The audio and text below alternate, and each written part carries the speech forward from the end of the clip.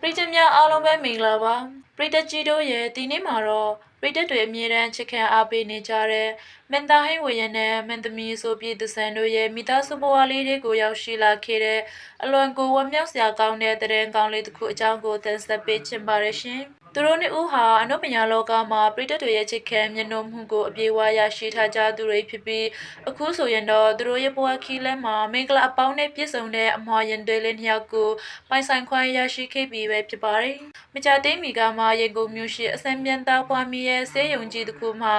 မင်းသမီးဆိုပြည့်တဲ့စဉ်ဟာကျမတန်ဆွမ်းတဲ့အမွှာရင်သွေးလေးတွေကိုအောင်မြတ်စွာမွေးဖွားတဲ့ဆိုင်ခဲ့တာဖြစ်ပါတယ်။ကလေးမွေးဖွားသည့်ချိန်မှာတော့မင်းသားဟင်းဝရဟာဆိုပြည့်တဲ့ရဲ့ဘေးနားမှာအစအဆုံးအနိကရှိနေပေခဲ့ပြီးစိုးရိမ်ပူပန်မှုတွေနဲ့အတူရင်ခုန်စွာနဲ့စောင့်မျှော်နေခဲ့ရတာဖြစ်ပါတယ်။အမွှာရင်သွေးလေးတွေကိုအောင်မြတ်စွာမွေးဖွားလာခဲ့တဲ့ခဏမှာတော့ဟင်းဝရဟာ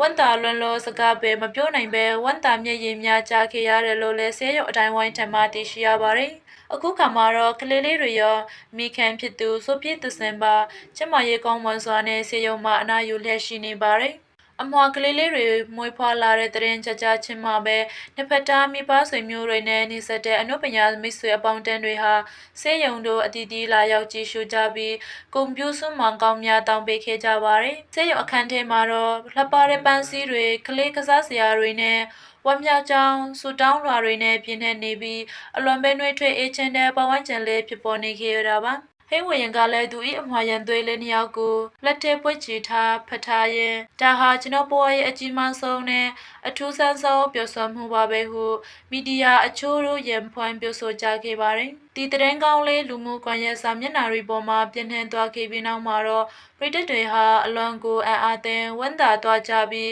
ကလေးလေးတွေရောမိခင်ဖြစ်သူပါကျမရဲ့ကောင်းမွန်ပါစေကြောင်းမိသားစုလေးထာဝရအေးချမ်းသာရပါစေကြောင်းဆုတောင်းမြတ်စွာရေးသားပေးခဲ့ကြပါတယ်။ပရိသတ်တွေကလည်းအမွှာကလေးလေးတွေရဲ့မျက်နှာလေးတွေကိုမြင်တွေ့ချင်ကြပြီး